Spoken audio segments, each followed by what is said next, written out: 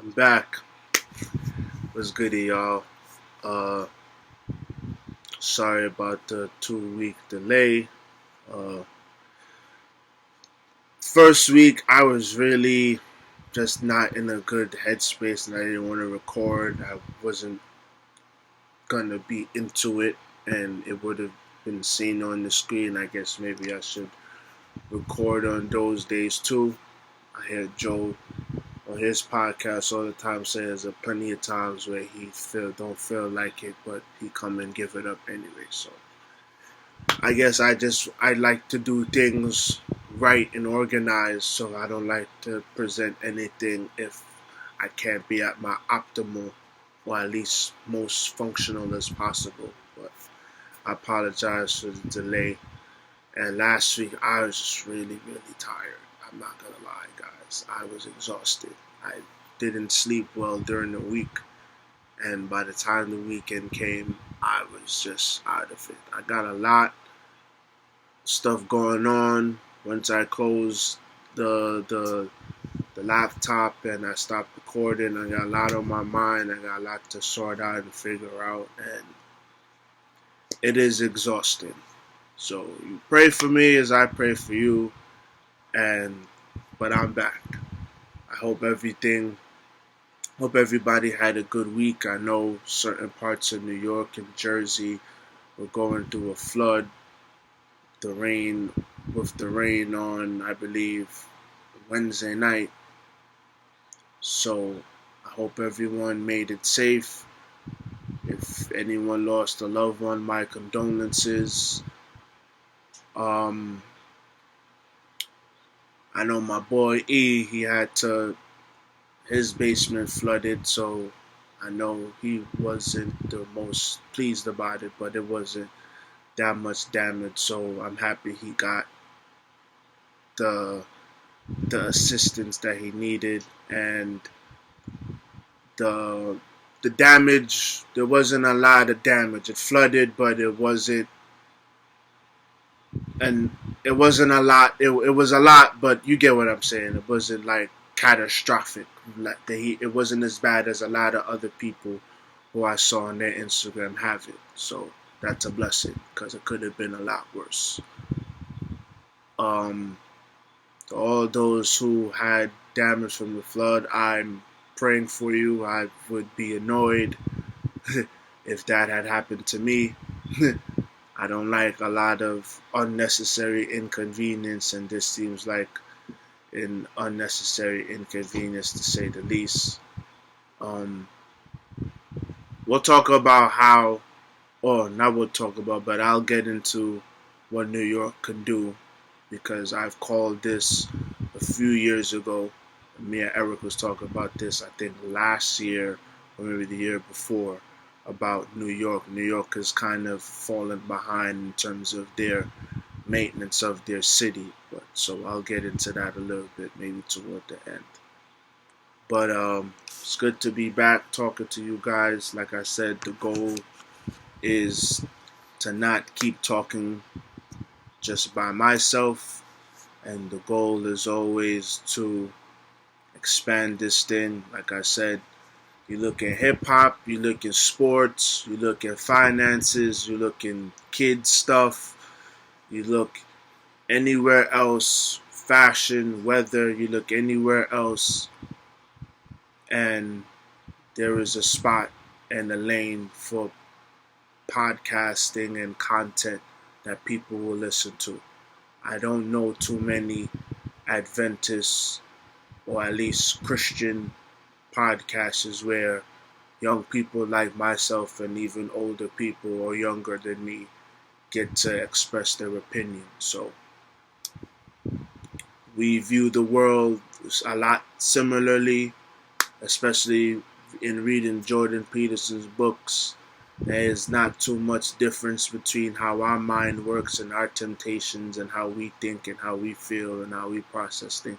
There really isn't much difference between us and everyone else. We just like everyone else. But culturally and belief wise, we differ. So it's important that we get our message, we get our voice out there because, like I say, I've been Adventist all my life and I've heard a lot of things about Adventism that is just, some of it is valid because we can be a little bit, if not cult like, just very bossy and pushy.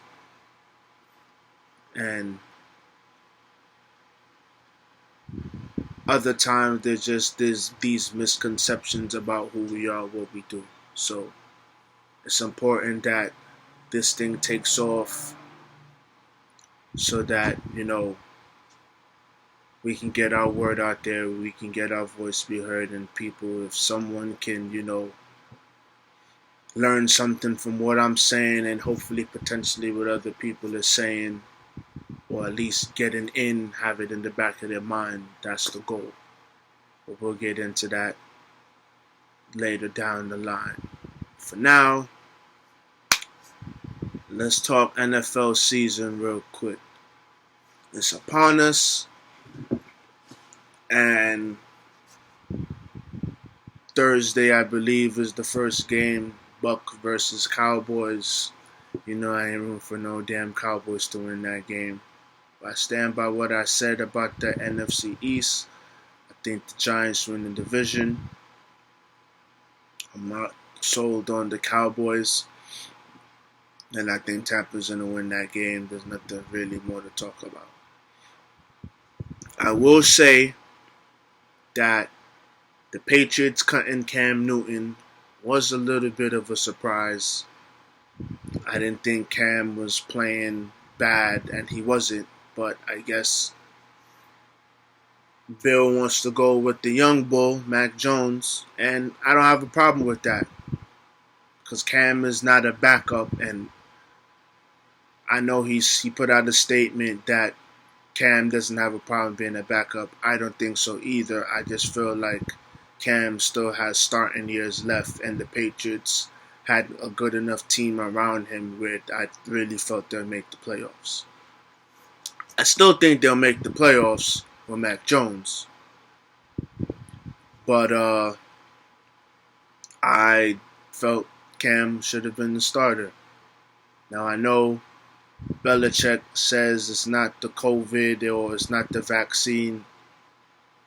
Again, let me just reiterate, I am not trying to put or tell people what to do with their bodies. But this thing that we're doing online where we're mixing issues or we're missing the point is very disheartening and annoying to read and see. Because like I've been saying and other people are saying, vaccines are not new. They're not a new concept. If you get the vaccine, you can still catch it. That's known. If you still catch it, you can still be affected. The point of the vaccine is that the symptoms and the side effects of the actual disease or virus one receives is not as severe as if you're naked, your immune system is naked, your whole system is naked to combating it all together. That's the point.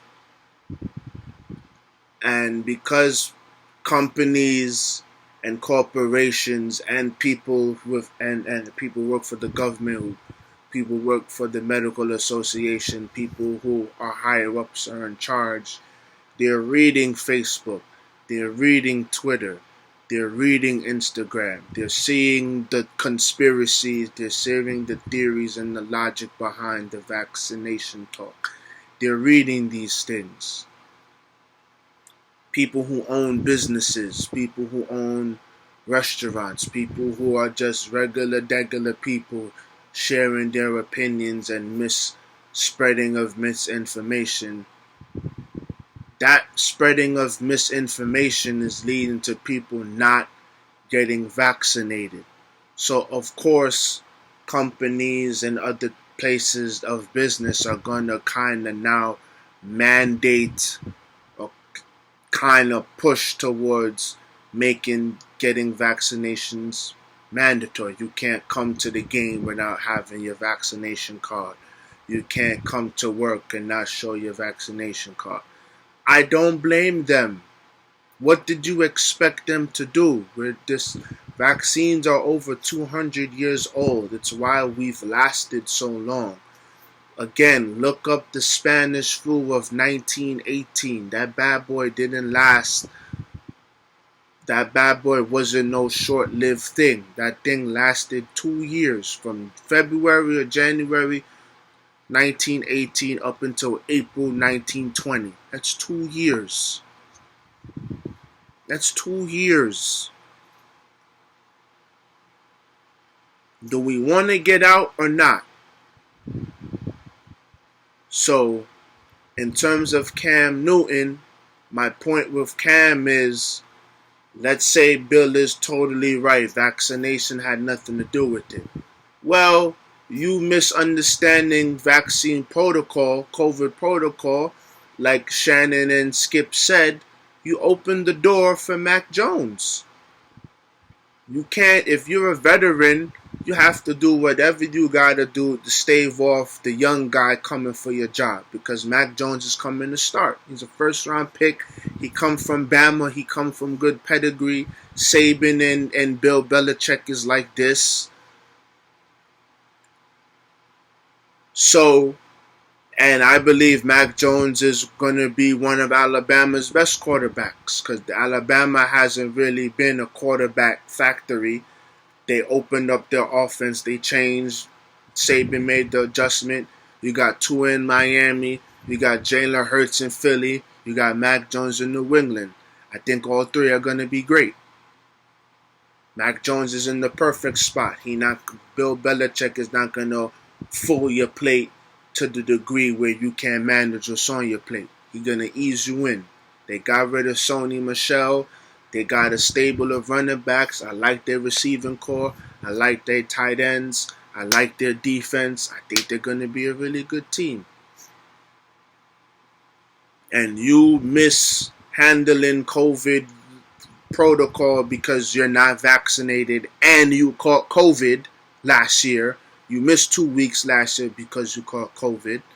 You should be first in line to get it. If at very least you can be involved in everything. You don't have to be so separate from the team, because at this point in the game now, any advantage or disadvantage you have, the next guy gonna take.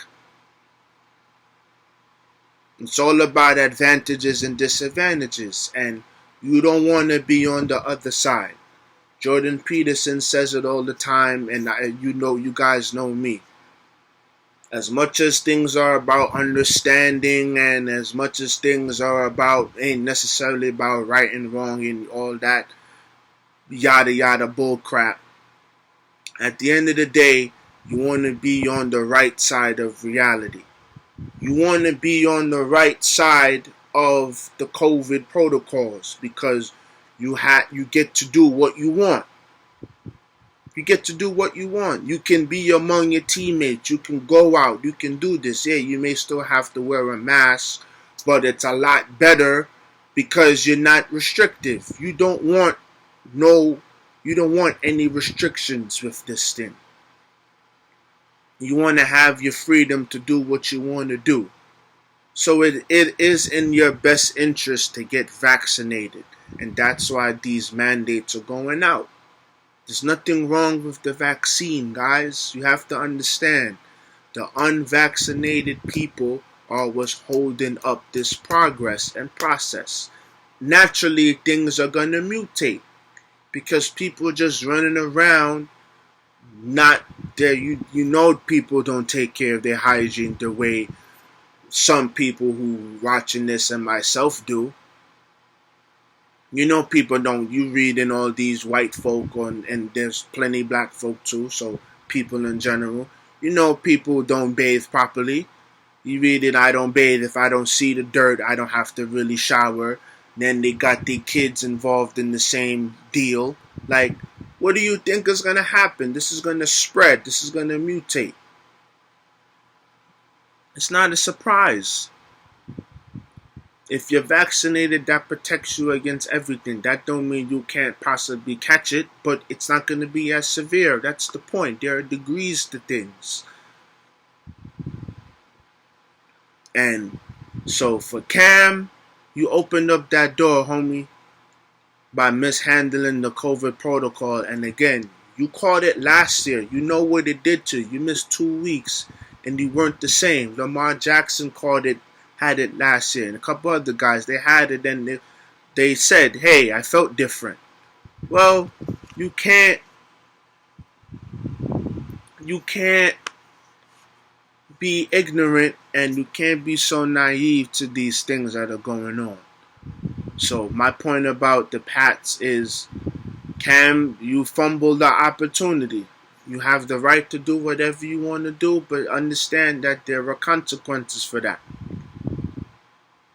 Plain and simple. And that's what I want to relate to people. It's like, you could be anti-vax, you don't want to get it all you want. There are consequences to that. You're not going to be able to do certain things that everyone else is doing.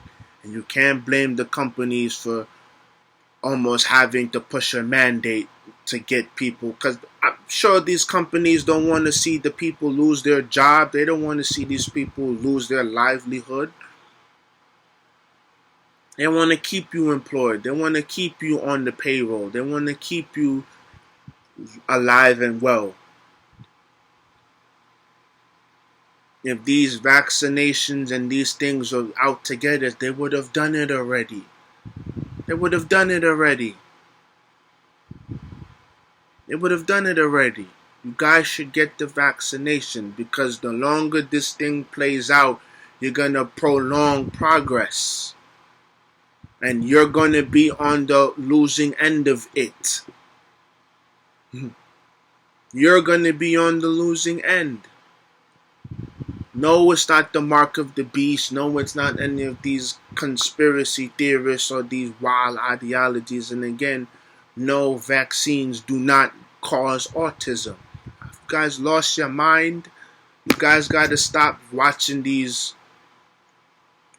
Instagram pages who are geared toward funneling you wrong information. Same as YouTube. I don't know if they're going to flag this or not. I haven't said anything controversial. I'm just simply saying, ain't nothing wrong with the vaccine. Vaccines are not a new concept. They're not a new idea. And I strongly encourage people to get it. You want to be on the right side. You want to be on the winning side of freedom. You can be able to do certain things. You want to be on that side. Getting the vaccine is free, which means doing the things you want to do is free. It makes no sense to pay for a fake vaccination card when you can just get a free one.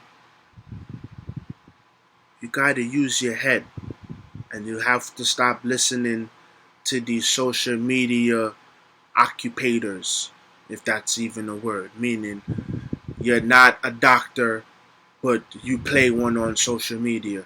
You're not a lawyer, but you play one on social media. You're not an artist, but you play one on social media. No one has time for your social media, like childlike playing house games. Lives are at stake.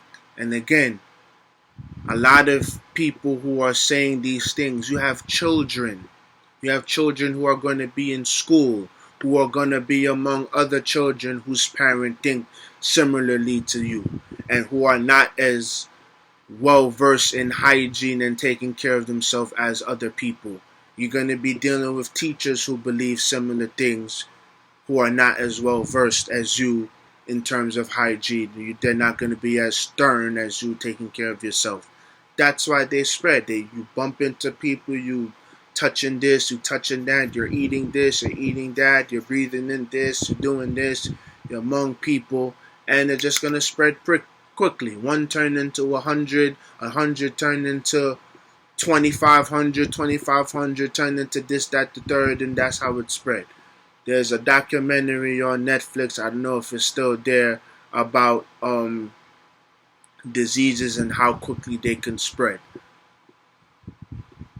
you got. I mean, I don't know what else to say. It's very disheartening to read, but it is what it is. You guys just want to complain, so I guess that's where we're at.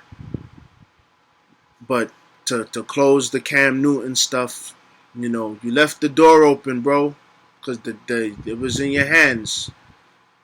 People didn't think they were going to bring you back. They brought you back.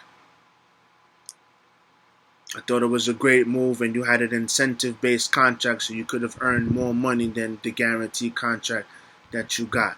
I understand they drafted the young bull, but the ball was in your court. You were the starter, and it was your job to lose. You mishandling vaccination protocol. You opened the door, and he took full advantage of it. So, to all my people out there, it's in your best interest to get vaccinated, because now companies and other things are going to come at a consequence. If you can't come into work and the job requires in-person work, because there are going to be some jobs that's going to require that. If you can't come in, I got to let you go. If you can't be consistent and we can't put you in a regular scheduled program or a regular routine, you know what I mean? I'm going to have to let you go. They're going to have to let you go. So as much as I don't agree necessarily with companies or the government being involved in the decision of the people, at the same time, how can you blame them? You guys wanted outside open up. Well, in order to go outside and be among other people, you're going to have to be vaccinated. You're going to have to be civil. You're going to have to be responsible. That's just common sense. So, it is what it is, man. Now, last week when I said I was tired and mentally exhausted, in reading Jordan Peterson's book and watching some of his videos in the week last week, I kind of maybe stumbled on a revelation, so to speak. As I'm watching and I'm reading, I'm learning a lot, and that's why I say my passion is back to being psychology and sociology, like the thinking man's game. That's my passion in observing and learning and getting to know the mind of not just myself, but the human mind in general. One of the things that I stumbled upon or discovered is I understood why I'm not a fan of cliche talk and speech so much. I'm not saying that they aren't reasons to them or they have no merit. I just kind of discovered why I didn't like hearing it so much. And the reason why, and I'm probably going to get a little bit more personal than I've gotten so far. I guess I got to open it up. So, the reason why I hated cliche speech so much is because majority of the time the people telling me the cliche speech, it kind of didn't match what they were doing. And this is not a knock on anybody. This is not a diss. This is not shade. I'm not here to knock anybody. I got love for anybody older who's giving me advice, words of encouragement, been there for me. I love you to death. I wouldn't be here if it wasn't for you, good and bad. I wouldn't be me. So this is not a knock. This is not a diss. This is just me talking from the soul. I'm honest.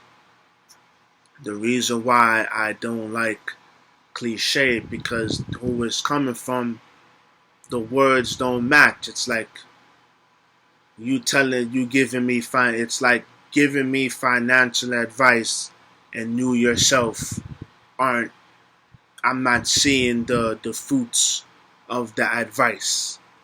That happened a lot with cliche speech. If it wasn't that I didn't see it, it's if I didn't see the words match the actions or the actions match the words, in going through the process, if I asked a question, I wouldn't get an answer. So it's hard for me to keep having to hear the same old cliche speech that everyone is saying that may be true, but nothing about your behavior, nothing about your life matches what you've given me.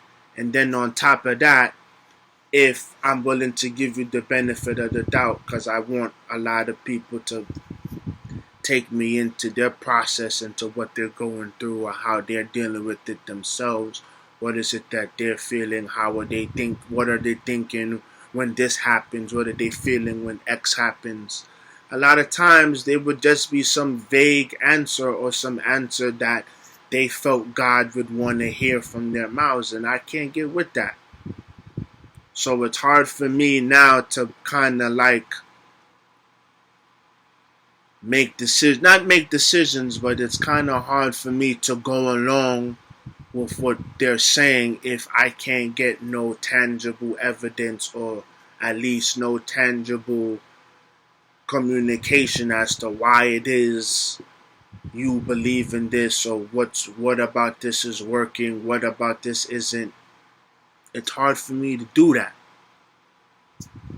And so I don't know about you guys, but you know, I'm not necessarily a seeing is believing type of person, but there has to be some type of proof, or there has to be some type of something where, okay, if I can't see the finish line or I can't see the whole product, I can at least see and believe the process in which you're doing these things, and I can get behind that.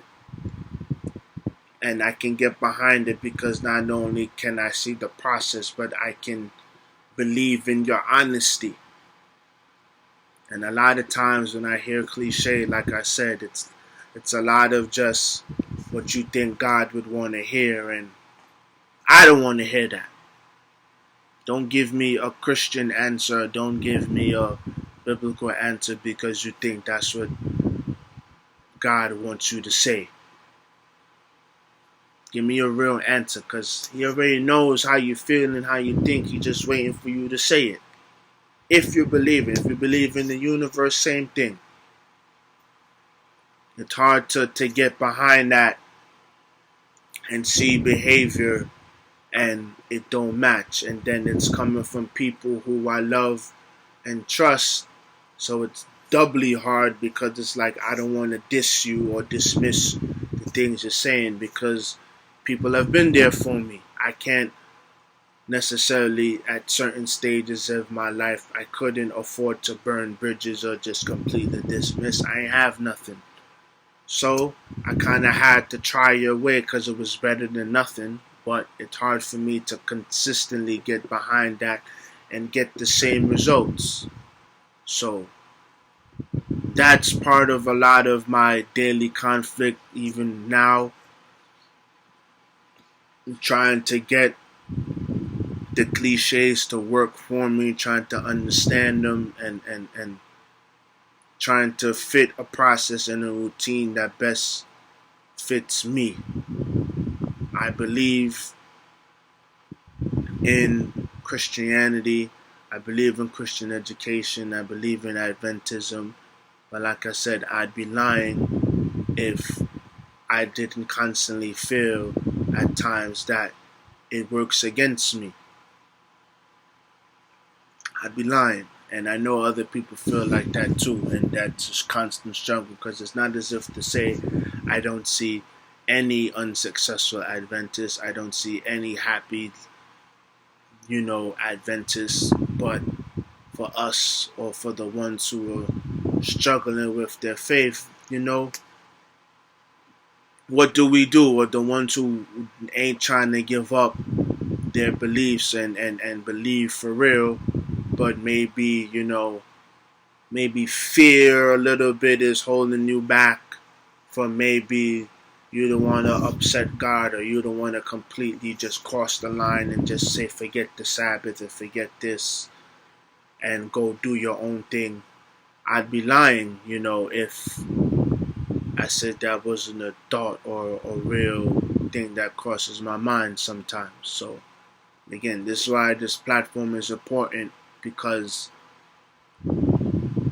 we want to be successful. Just because we're Adventists doesn't mean we can't earn a good living. We can't stretch ourselves out there. We can't put ourselves out there. We can't try new things.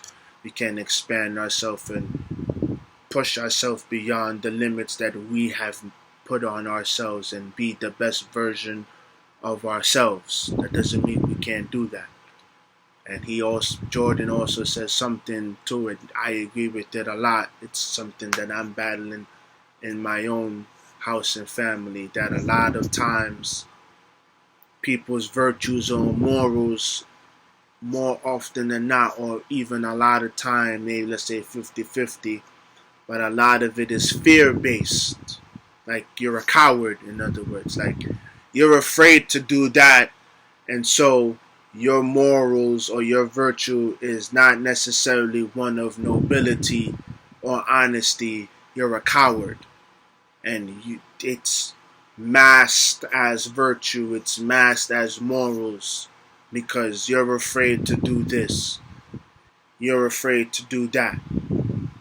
I'm not a fearful person, but I'll be lying if I say that there isn't a real conflict between my beliefs and pushing myself beyond. Because like I say, I'm never going to work Friday nights. I'm never going to work Sabbath.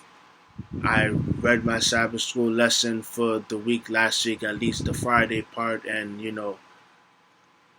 there's nothing wrong with doing certain things on the Sabbath. It's about doing things for your pleasure. And I don't keep the Sabbath the best. I'm terrible at it. And a lot of it has to do with I'm not in a position just yet to do what I want to do on the Sabbath. And I'm not as obedient as I should be. And I acknowledge that. But there's just a line and a degree that I won't go to in order to get what I want. And I'm going to stick behind that decision. Now, maybe I'm a coward too. I'm willing to at least accept that part of it.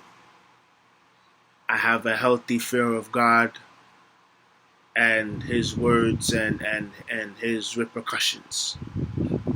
So I want to honor the Sabbath the way I'm supposed to, in the way He says. I'm just in a constant struggle with my mind, my environment, my experiences, and me just being in my own head, how things should be. So that was part of where my mind was. And one of the other revelations is,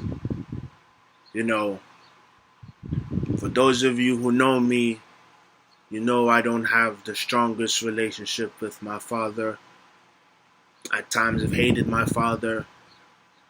I don't hate him.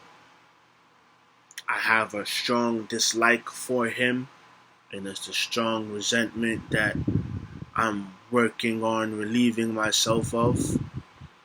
And part of why my mind was where it was at leading up to the Friday, I sent the text to my father. I asked my mom for his number because I unblocked him, but I deleted the text thread from when the last time I texted him. And when I unblocked the number, before I unblocked it, I forgot to save it under a name on my phone, so I had to get the number. So I asked my mom for his number. She gave it to me, and I sent him a text, and the text was basically saying that I don't want nothing from you, but I'm trying to let go of any resentments that I may have towards you. I don't like you. I don't like how you treated me. I don't like how you did me.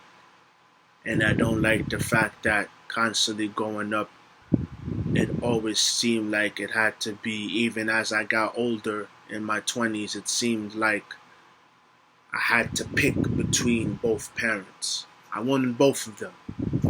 I needed both of them. Once both parents, in terms, let's just say in terms of practicalities, both parents served their goal. My mom's side, let's say in my case, my mom's side kind of had the belief system, the virtue, the morality, the being honest with self side of me, my religious side. She served that purpose. My father's purpose was to prepare me for the world, help me to be a man, help me see certain things, help me deal with certain things, explore my interests. Again, help me be a man, that masculine part of taking my place in the world. There was no need to separate, or there was no need for me to pick who I wanted. I needed and wanted both. I wanted both. There was no need for me to separate and having to constantly be pinballed with that is having to constantly be pitted and pinballed against them wasn't fun for me growing up, and even as I got older. And part of the reason why I also texted them, because I'd be lying to say if I was innocent in the whole ordeal, especially as I got older. There were times where I wanted to take advantage because you owed me, and I felt you owed me, and I still, to some degree, feel like you owe me. When I ask for things, or when, I come to you for things, it shouldn't be this tug of war between you and I. You should jump at any opportunity for you to do something for me. You at least owe me that. You weren't there, he wasn't there a lot, and I feel like you should jump at any opportunity you can. But I'd be lying if I said that when I was younger there wasn't some type of manipulation or take advantage of. I was hurt, and so I wanted what I wanted, and I was willing to kind of bend the lines a little bit to get it. And I acknowledge that I wasn't the greatest son, but like I say to both my parents, I reacted and responded to whatever it is they gave. Left alone to my own merits, I was Cool Hand Luke. I was Joe Cool. Like, I ain't bothering nobody. Right? I just simply responded to whatever it was that I was receiving at the time. And a lot of times my response was malevolent. It was evil. It was manipulative. It was, I wanted what I wanted, and I didn't care who was affected by it, even if it was my parents. I didn't care, how I looked at the time. I wanted what I wanted. I wanted to express myself, and that was all that mattered. So, there was a lot of that, but majority of the time I simply responded to whatever was being brought to me. And maybe that's a negative way of looking at things because you always get to put it back on somebody. I can accept that. I know why I say that. It's because, like I said, I wanted both. I didn't want to pick between. There was no need for that. So part of the text message was just being honest and saying, yo, I don't want to fight. I don't want nothing. But I got my own bags to carry.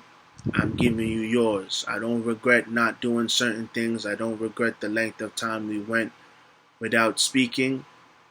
I don't want anything.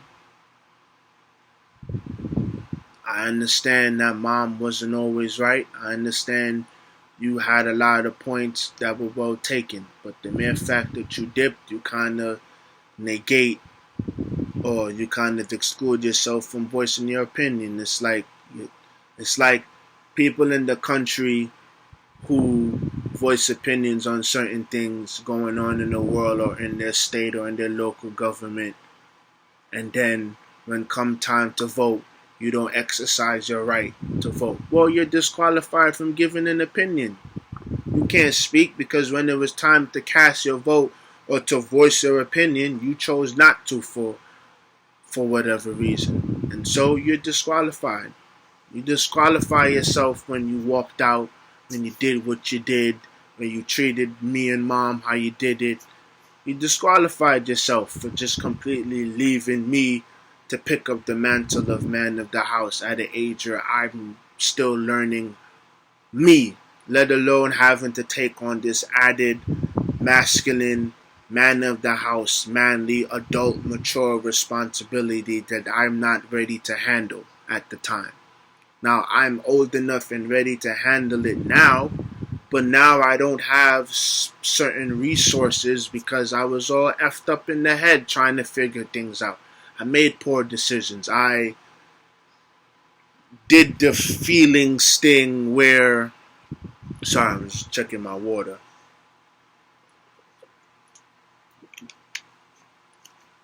Excuse me, didn't want to knock over. But yeah, I don't have the now necessary resources at hand that I would like to do what I gotta do.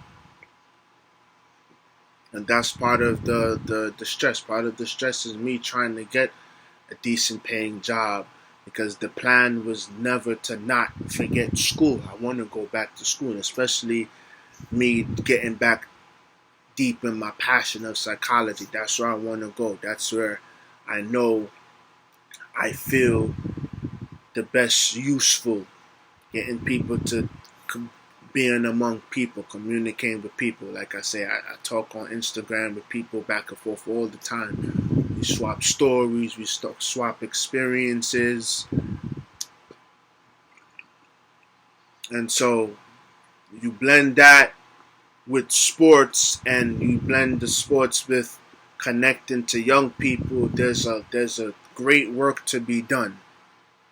And so the plan was always to go back to school. And at the same time, trying to save for a car. But I got a million other things that I got to pay for and maneuver and navigate through. So it's really hard for me to save money or put aside money for a car, knowing that at some point down the line or within 1 or 2 months, some of that money is going to have to be used, and there's nothing I can do about it. It has to go toward the thing that has to go to in the present time. So it's a constant struggle. Do I save to get a car so I can expand my reach to get a job, or do I try to get a decent paying job so I can pay for the car? That's the constant daily battle. It's like my mind is like a hamster wheel 24/7. And I got to figure it out on my own. That's part of, again, watching Jordan Peterson and seeing Instagram and seeing all these things. It's forget these entertainers and these fake ass celebrities on Instagram and social media who portray masculinity. They don't count. Entertainers, by and large, they don't count. They mainstream. They're a slave to the dollar. They don't represent the everyday common man. The everyday common man, and I'm talking about men here, males. There isn't a space really where we can express ourselves or like beat ourselves up or be down on ourselves. Nobody cares. And especially if you're dealing with a young lady, she ain't trying to hear no sob story because that sticks in her mind. Instead of you going about doing something, you whining or you complaining. No guy wants to come off like that. I certainly don't want to come off like that because I'm a get up and do kind of guy. But when I don't have get up and do resources and I feel like I'm stuck here, it does F with your head. And I know I'm not the only one. We all struggling with things, even young ladies. I know you guys want to do your thing, and you're struggling with having to ask for help and having to get resources, and then the resources and the help you having to get isn't your first choice. It isn't even your second choice. It's maybe coming from family, and you're afraid people are gonna hold things over your head. That's part of why I don't like asking for help, because I don't want nobody holding nothing over my head. I don't want people I don't want to be at the mercy of someone. Like, okay, I have to do this thing because now I owe you a favor, and even if it's at an inconvenience, well, I gotta do it because this person didn't have to do this for me. Like, there's a lot of things going on. There's a lot of decisions that have to be made, and I completely understand both men and women having to fight through those decisions, but it's a lot harder for men because we're expected, it's in our countenance, it's in our spirit, it's in our nature to just go out and go do. Put your feelings aside, you gotta push your limits, you gotta go forward. So that's a tough thing for me to consistently do without burning myself out, having to do it all by myself, even excluding my mom, excluding my family at times. It's like, you know what I mean? It's very difficult. And that was part of, I guess I burnt out and I exhausted myself, and I was tired, man. And I was tired. And so, like I said, I sent that text to my father, and I told him, if you want to have a conversation, you know where to find me. We can be, we don't have to have conversation father son. We can have a conversation man to man. You know what I mean? We can have a man to man conversation. Forget the dynamics, forget the relationship. Let's deal with each other like men. If you want that, you know where to find me. If you don't, I have no problem going another length of time. But it's kind of, again, it's like the Fresh Prince episode where Uncle Phil is talking to Will's dad. It's like, I'm not a coat where you can just hang up and take down and hang up again whenever you feel like it. I'm a human being, and you can't beef at mom or be mad when I don't respond to you, or you to reach out to me and you have an attitude and you throw your temper tantrum, and then when I reach out to you and say, hey, we can do this, you know where to find me, you don't want it. Can't have it both ways. And so that's where I'm at with it in terms of relationship with my father. I don't hate you. If you were to ever watch YouTube and stumble on me, I don't hate you. But I'm not an idiot. I'm not stupid. You can't fool me. And I'm not no pushover. And so you wanna have a functional relationship, and you wanna not have it end bitterly, you know where to find me. You know what you gotta do. If you don't wanna do that, I ain't got no problem going a length of time going back to how things were. Like Shannon said, ain't no problem. Ain't no problem. No problem. No problem. So that's something that I had to deal with and put out there, and I had to get that off my chest. And I was talking to my friend, and we were both exchanging similar stories over the past couple of weeks, just being real and digging deep. Gotta dig deep. It's uncomfortable work. It's uncomfortable work. It's uncomfortable work digging deep. It's uncomfortable work being honest with yourself, because you realize you've been doing something wrong. That's why you're not getting a result. Or you're not even necessarily doing something wrong, but there's so much you didn't know, or there's so much you don't know, or there's so much you don't have yet. And you've been making certain decisions all along, and you don't even know why you've been making them. I've been reading 12 Rules for Life. I watch his YouTubes, and I listen to Atomic Habits. And the last few chapters have just been so relatable. And I told it to my boy Pat, like, where has this been my whole life? I'm so deep into a lot of things that I could have used these books a long time ago because I've always thought it and felt it. I just didn't know the terminology. I didn't know there was specific names for behaviors, or there was like psychological reasons and patterns and research studies as to why I do and a lot of us do what we do. I had no idea. And this type of information is important because I owe it to my future self, and we owe it to our future selves to be the best version of ourselves and to give not only future selves but future family the best possible chances at success and living here on this earth, and being of service to people and being civil to people, and just being among mankind, being among each other. We owe it to ourselves. I'm looking at my phone because I have kind of like my topic list or like a gauge of what I want us to talk about. So that's why I keep looking this way. But yeah, so that's me getting a little personal. That will come down the line. A lot of you who know me know my history, know my story a little bit, and so I'm not afraid to say that is not something that I wouldn't say to them in person, to you in person, or to anybody in person.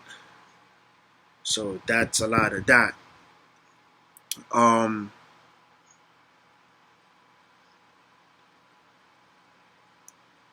Like I said, in terms of hating cliches, part of the hating the cliche is me growing. Also, a part of that is me growing my understanding of God. Or again, if you guys don't believe in God, when they say the universe, a higher power, right? Part of me hating the cliche is me trying to understand a higher power beyond the intellectual, right? I understand God from a logical, intellectual perspective, and the way Jordan Peterson has broken things down over the past few months have been great. It's been better than any sermon I've heard in the last however many years. It's no shot. It's just you can hear the same sermon a bunch of times and not hear anything, and someone else breaks it down into everyday common language, and it makes sense. And that's where I'm at. I understand God from a very logical, intellectual perspective, and hopefully that at least opens the gate to a deeper understanding of Him. But I want to understand and feel His presence and understand Him and believe in Him beyond that, where we're walking in sync, where we're one with each other, where I am not doing as much talking as I'm not doing as much asking questions.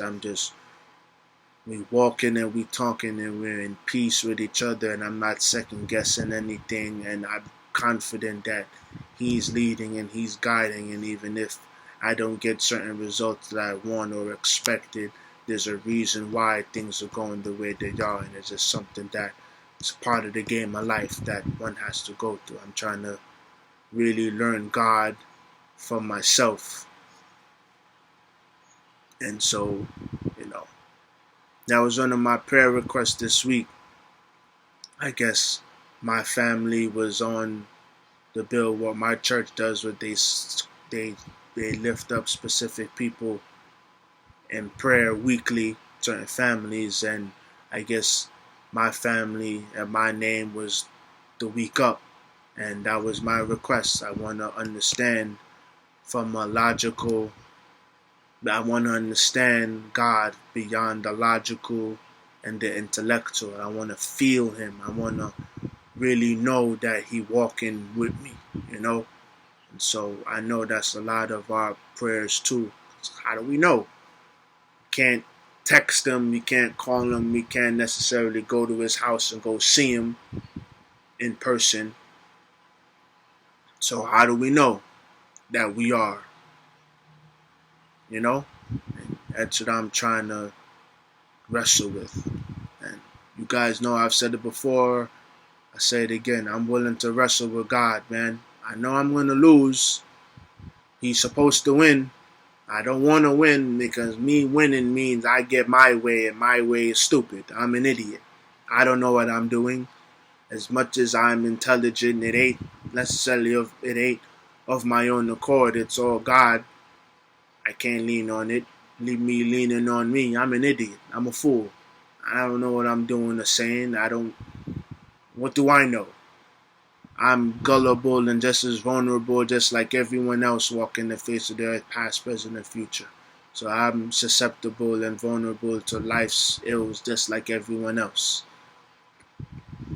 So I'm trying to just understand and feel His presence and know Him without me having to do all the talking and without me having to necessarily doubt. And like I said, I know I'm not the only one who feels that way. So like I said at the top, pray for me as I pray for you. I want to get to heaven. I don't want to live two hells where I'm here on earth miserable, and then when I pass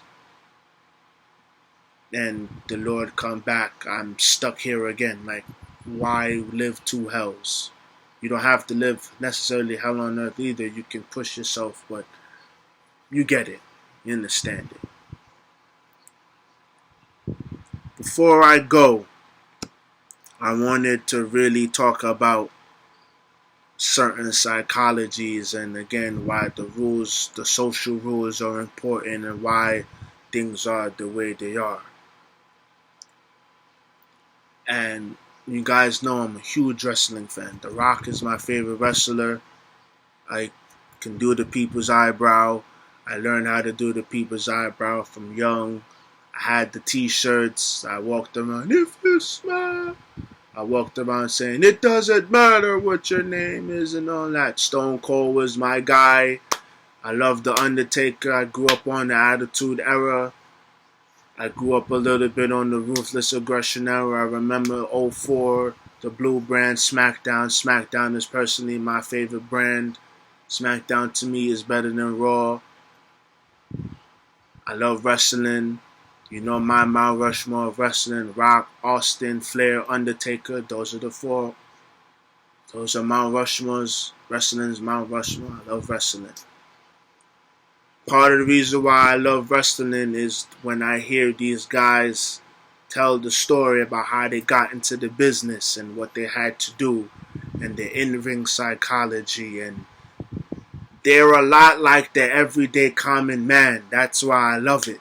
They're so much like the everyday common man, because it's like, as much as you are your own identity, like the Undertaker's the Undertaker, at the end of the day, he can't be more Undertaker than WWE. Meaning, everyone in the WWE gotta eat. Rock gotta eat, Austin gotta eat, Triple H gotta eat, Shawn gotta eat, Bret Hart gotta eat, Flair, Ricky Steamboat, Dusty Rhodes, Ultimate Warrior, the Bruiser Brody, from NWA to TNA to Impact Wrestling to New Japan to AEW to WCW to WWE. Everyone gotta eat. It ain't just about you. And so part of why I love it is hearing these guys tell the story about how they got into the business and how how they feel whenever, let's say, they have to step away from the ring and they have an injury. Austin talked about it with Undertaker one time about how, when you're home and you're just sitting home and you're nursing an injury, and let's say you had the belt or you were one of the top guys, and now some young bull comes in and takes his place. Same thing I was saying with Cam Newton, right? It's not Undertaker's fault, let's say, that he got injured, but those who want a spot or trying to make a name for themselves just can't say, well, I'm going to wait until Undertaker and let the best man win. No, you got to seize the opportunity that's taken in front of you. And Stone Cold was saying it when they had the whole who ran over Stone Cold story. Rock was a popular guy after ditching the corporation after Mania, WrestleMania, I think it was 15, and he turned face. Him and Austin were the two guys in the company, but Austin had the belt because Rock dropped the belt to Austin. So, but you can clearly see Rock is on the rise. Austin is still there, so now you have the two top baby faces in the company, and Rock being the one better on the mic and the slightly more charismatic. Austin gets hurt.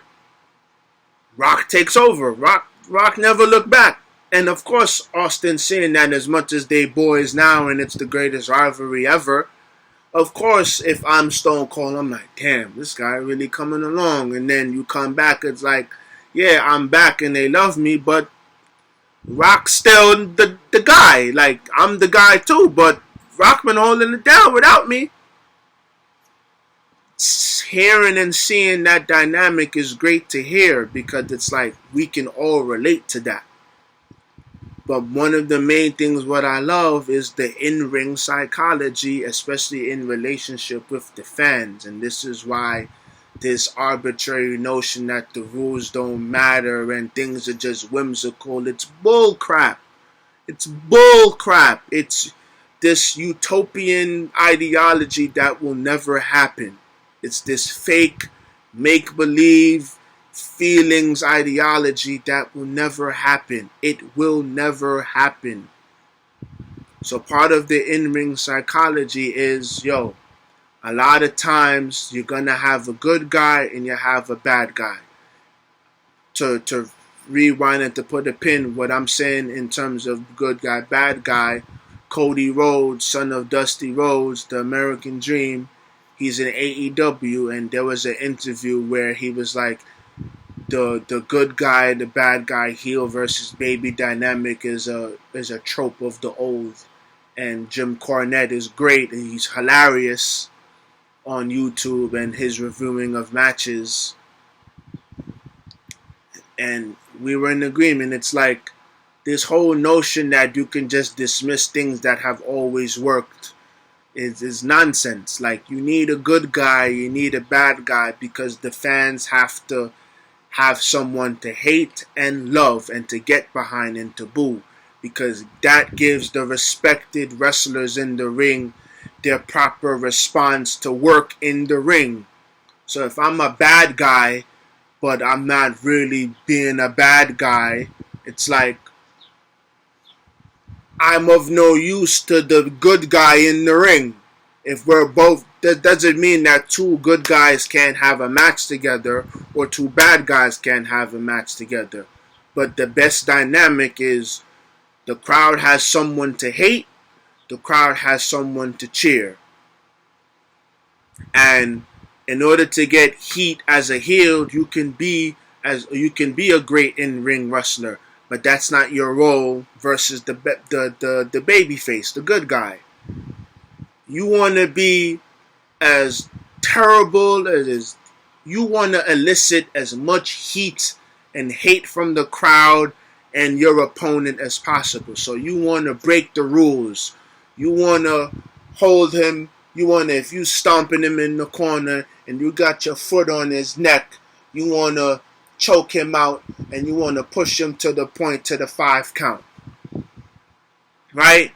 You want to, if the referee isn't looking, you want to give a low blow. You want to poke his thumb in the eye. You want to, the ref, let's say the ref is down, he's out for the count. You want to get the chair and just bash his head over the head with the chair. You want to get the title belt and you want to hit him over the head. And especially if the baby face is supposed to win, you want to be a bastard. You want to just be as obnoxious, as villainous of a heel as possible. Because now the baby face, the good guy, he gonna make his comeback. Let's say you hit your finisher and he kicks out. Now he's on you like, what? You just tried to cheat to beat me? And the good guy is in the back. The good guy is on the other side now. Now he's a coward. So now he's broken the rules. He's cheated. He's done all of that. And then he's realized none of these tactics have worked. So now he's a coward. That's what you want. That's what you want. That's the heat you want, especially if he has the title belt, whether it's a heel tag team, or they're the Intercontinental Champion, or they're the WWE Champion, and Universal Champion, whatever belt, the United States, whatever belt, even the women, right? The SmackDown Women's title. You want to be as bad of a heel as possible. You want to be hated because, let's say, the babyface had their comeback, and then in the match, it's a regular one fall to a finish. Pinfall submission is the way to win. Disqualification and count out means that the title holder still, he loses the match. He or she loses the match, but they retain the title because the title can't change hands on a count out or disqualification. So the bad guy, he done cheated. He done did everything to break the rules. It still didn't work. The good guy realizes and says, "What? Nah, I'm on your heels now." And now all of a sudden, now the bad guy, let's say, blatantly in front of the ref. I've seen it a lot of times. Randy Orton has done that, where he just smacks the ref in his face, and the ref is like, he rings the bell. And let's say he facing John Cena, and John Cena standing there saying, "What the hell did you just do?"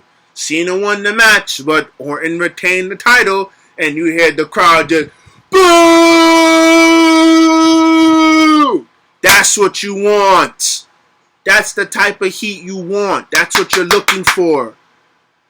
Because you want, when John Cena wins the title, it means something. Like, damn, he finally got the belt after how many times fighting Orton. Or when, let's say, Rock is the perfect example, right? When The Rock won the title at Backlash, the pop that you heard was unbelievable.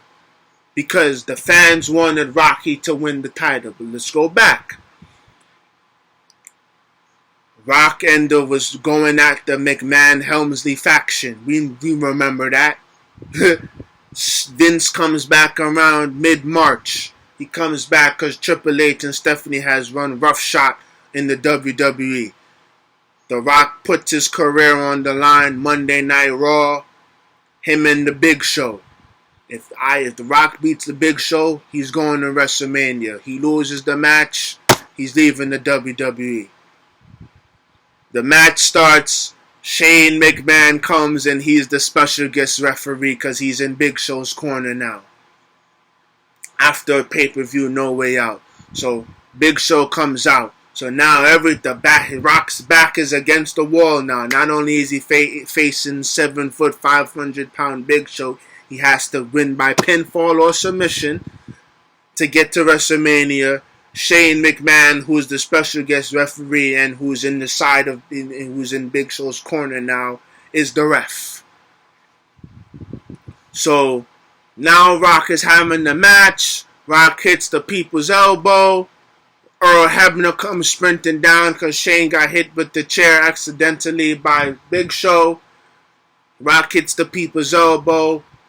1, 2. Shane O'Mac pulls Hebner out the ring, snuffs him in his face, takes the chair in the ring, and just hits Rock over with the chair. Then you see in the crowd, then you see on the Jumbotron, the limousine pull up, it's Vinnie Mac. And the place goes crazy because you see on the screen Triple H and Stephanie, Daddy's little girl. Oh, damn, Daddy's back. Vince comes, and the whole point up to going to WrestleMania is you're not about to. I done seen you do so much bullcrap with my company. You done screwed The Rock. I'm in The Rock's corner at Backlash. I'm in The Rock's corner at WrestleMania. They had a fatal 4-way match at WrestleMania. Triple H is the WWE champ. Rock won the Royal Rumble of 2000, and usually the Royal Rumble winner is going to go on to WrestleMania and win the title, especially if he's the baby face. They come down to the match at WrestleMania. It's between Rock and Triple H. Stuff happened where Stephanie gets involved, Shane gets involved. Vince comes into the ring and he is in the Rock's corner. Triple H is down. Vince has a chair in his hand, and instead of hitting Triple H as Triple H is getting up, he turns on the Rock and he bashes him over the head. He turns on the Rock. Triple H retains the title at Mania. So now you have that dynamic going on now to Backlash. Linda McMahon comes and makes an announcement on Raw that we done seen, the fans done seen. At every turn, Rock was being screwed. The McMahon Humsey faction doing all they can. They have now Vince is in Triple H's corner, as well as Stephanie, as well as DX, as well as Shane, as well as the Stooges, Pat Patterson and what's his name? Pat Patterson and Gerald Briscoe. So it's pretty much 8-9 on 1 versus The Rock. And Linda McMahon says, hey, for one night only, I'm putting Stone Cold in The Rock's corner. And the place goes ape shit when she makes that announcement. Now we come Backlash. Rock comes in. The place goes crazy because you can just feel it. Rocky about to win the title. But Vince is in the corner. Shane is the special guest referee for the match. Stephanie's ringside. Vince is ringside. Gerald Briscoe comes out and Pat Patterson at a point in the match to come referee because Shane is down and Triple H has the pin cover and Gerald Briscoe and Pat Patterson count 1-2. Rock kicks out. They stomping on Rock. Austin ain't there yet. And all of us, Vince bashes Rocky with the chair again. And you hear it. Vince says, I want you to count to 3. You hear me? Damn it, I want 3. And you just hear Glassman. Dun-dun-dun-dun-dun-dun. Dun-dun-dun-dun. And the place is going ape crazy. Austin is walking to the ring. He got the BMF fuck. I'm here to open up a can of whoop ass. And he coming down and he just proceeds to just whack niggas with the chair. Down goes Briscoe. Down goes Triple H. Down goes Shane. Down goes Vince. He hits everybody in the ring except for The Rock. Rock gets up. Triple H is getting up. And Linda McMahon comes with the fired Earl Hebner. She reinstates him behind Vince's back. And the crowd is going bananas. They're on their feet. They're rocking. JR is losing his mind on commentary. King is losing his mind on commentary. They're both going crazy. And The Rock spine busters Triple H. And you know what's coming. The people's elbow. Jim Ross is losing it. The crowd is losing it because you can just feel it. Rock hits his people's elbow. Game out. Hits the people's elbow. 1, 2, 3. They go crazy. The Rock got the championship. And they are losing their mind. The reason why they're losing their mind because amazing psychology and storytelling was being told to you. That's why. It's not just that The Rock lost the title. It's The Rock is the good guy. He's the people's champ. He's the face of the company. And time again, when he tried to get the title from Triple H, he was screwed time and time again. In-ring psychology. It would make no sense if The Rock and Triple H are just in the ring doing, they both the bad guy, they both the heel, or no rules didn't matter. The match would make no sense. You couldn't elicit the reaction that you got. And then to cap it all off, if you remember on the SmackDown episode before Backlash, Austin, The Rock says to the McMahon Helmsley faction, Austin is in the building. And toward the end of SmackDown, The Rock says, I don't walk and talk like Stone Cold, but he looks like Stone Cold. You see him on the screen. Austin is in the deconstruction truck and he blows up the DX Express. The match is over. Rock won the title. He's smelling. He got the belt. and you hear glass break. And Austin is driving his pickup truck with the DX Express blown up attached to it. And they get in. Austin comes to the ring. And Austin and Rock, they share a toast. He says, "Give me your beer. Give me 2 beers." And Austin cracks open the beer. He toasts the belt. Rock holds the belt. Rock toasts the belt and says, "Good looking, my guy." And that they went ape crazy. And I have a feeling, knowing the two of them, just knowing their relationship, I had a feeling that was like a respectful, "you my guy" toast. Like, you holding it down. You the man. I love you, brother. Right? Knowing their relationship, I can definitely see that. But again, none of these dynamics matter, especially in their rivalry, if no good guy or bad guy is being played. Like, it would make no sense. It make no sense. You watch a movie. Watch any movie. There's a villain and there's a good guy. And the reason why, because a lot of times we find ourselves rooting for the villain because his story is kind of jaded. The story is usually always told from the good guy perspective. We have no idea why the villain became the villain, or why he was what he was, or why she was what she was, right? Let's take Dragon Ball Z for instance, right? Goku is the clear good guy in the story throughout even from the start, Dragon Ball, right? Enter Vegeta. And Vegeta is without a doubt the most popular character in Dragon Ball Z. But why? Because at this stage in the Dragon Ball arc, he not really a good guy, though he is a good guy. Him and Goku are, you can say, they brothers. They have a real family dynamic, even though they may not be related. They family, right? They grow up together. Trunks and Goten. Gohan goes up with the fan, Piccolo, Bulma, and Chi-Chi, and etc. Like Goku and Vegeta, they're like brothers. Right? But at this stage, though Vegeta is more a good guy than he's ever been in past when he was the villain, he's not really a good guy. He's the anti-hero. I do things my own way. You just can't use me. But as I've gotten older, I've put away childish things, kind of thing. But the reason why people resonate with Vegeta is because you saw a character arc. You saw complexity. You saw struggle.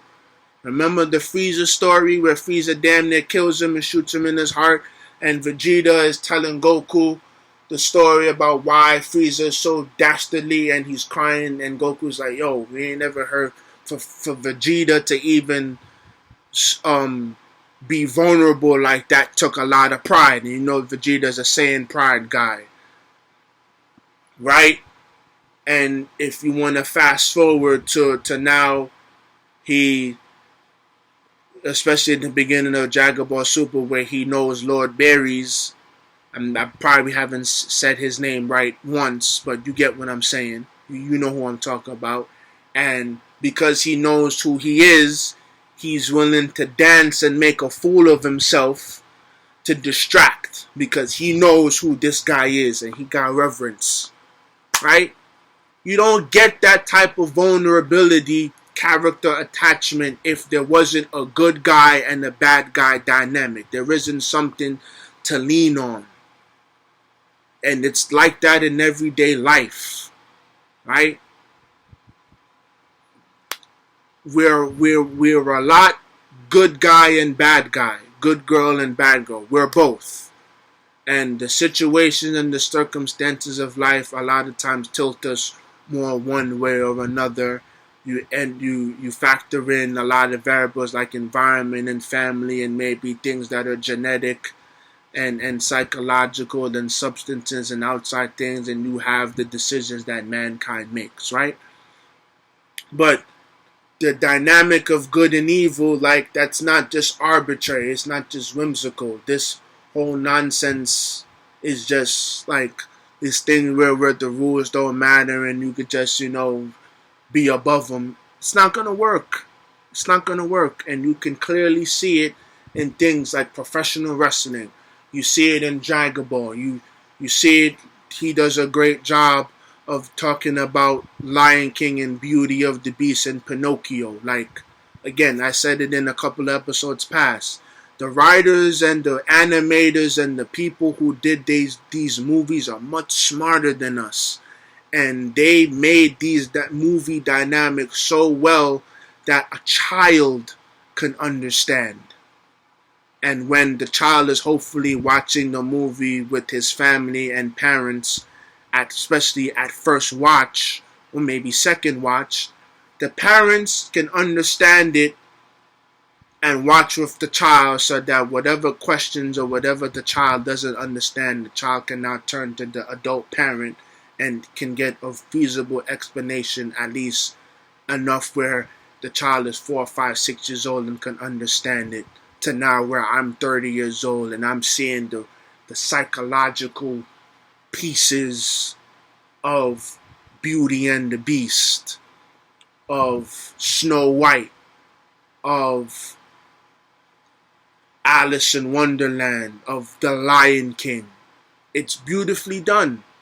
And it's something that I think, like I said, it's a passion of mine, and it's something that needs to be considered, because if you see the things that are going on online, it's forget it. And we're heading in a dangerous place now with social media, and they're going to blur the lines of things and masculinity and what women are and what men are. You see it with the abortion bill, you see it with the LGBTQ community, you see it with government, toxic masculinity, you see it.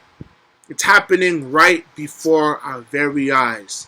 And it's just important to understand that these historical things that have been passed down and handed down are not just because of a patriarchal society, oppressive patriarchal society, things based on power. It ain't got nothing to do with that, because it would have fell apart a long time ago.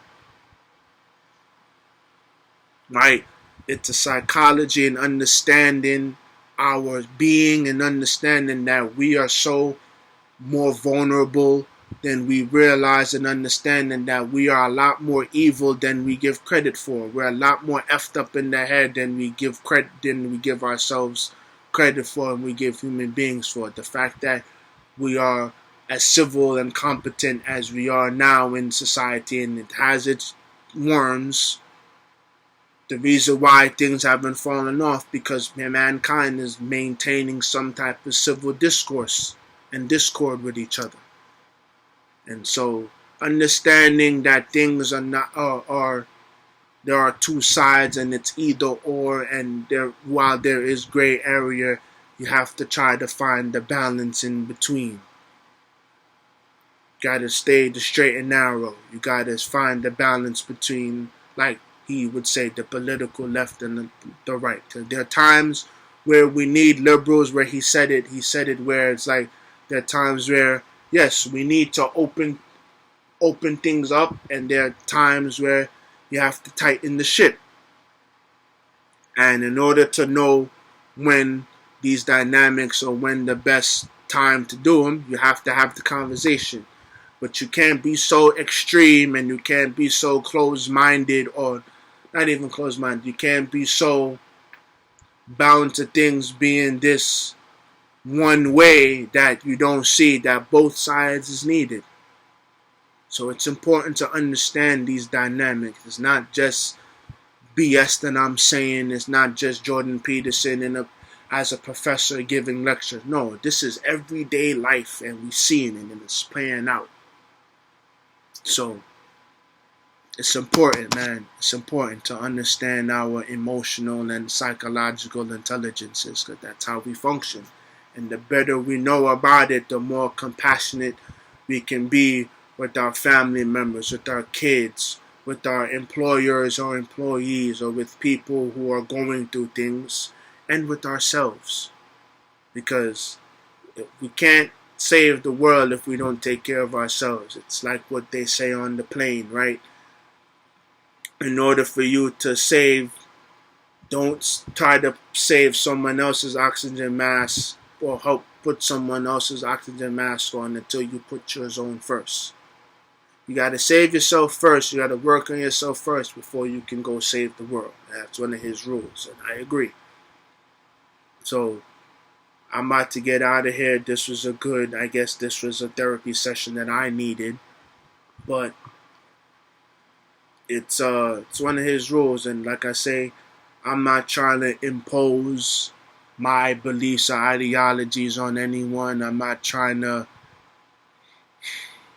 be the things or try to become the things that I hated growing up.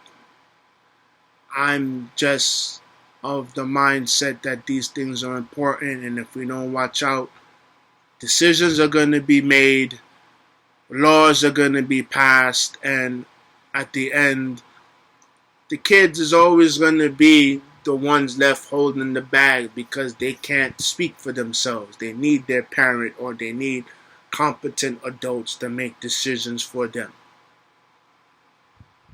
And it's important that I get my ish together and that we all get our ish together because we want to make this a competent, feasible place to live as much as possible. And as we get older, we don't want to be grown adults. We don't want to be legal children. We don't want to be 40 years old, 30 years old, and still 13, 15, high school in the mind. Haven't matured yet. So it's important that these things are said. It's important that this content is being pushed because it's playing out, and I call it down the middle. I'm a piece of work, and I'm under construction just like everyone else. I'm not perfect. So if I've tried to push a certain ideology, if I've come across on my page, it's like I'm always right. Please, it's not that. It's just I got evidence, I got data, I got statistics, I got proof, I got things. I'm leaning on people who are smarter than me and things that I've always felt and said in years past, or to be on my Facebook or Instagram. There are terms for it now. These things are being taught now. The opposite is being taught now, and it's important to know these things. It really is. Like I said, laws are being passed, bills are being passed, and you want to know why they're doing this besides the fact that such and such and such. You want to know why. You don't want to live in this naivete or this utopian land and not be armed with the proper information. Black, white, male, female, don't matter. And so, this was a good episode this week. I'm pretty sure this coming week we're going to talk of next week. New things are going to happen. They ain't talk about Kanye and Drake music. We ain't talk Lakers, Nets. We ain't talk NBA basketball. We ain't talk a lot of stuff. We ain't get into Boozy picking on Lil Nas. We ain't get into a lot of stuff. That will come next week. Maybe. It's hard for me to do an episode at work because there's so many things that go on. Home is the best. So I'll talk to you guys next week. I hope you guys have a good week. I got nothing but love for everyone. Pray for me as I pray for you. I hope the Lord answers the prayers. I hope the Lord speaks to you this week in a way that's best suited for you. I hope His will is done in your life this week, even if it's not the most comfortable experience. Same with me. I got nothing but love and respect, and I holla.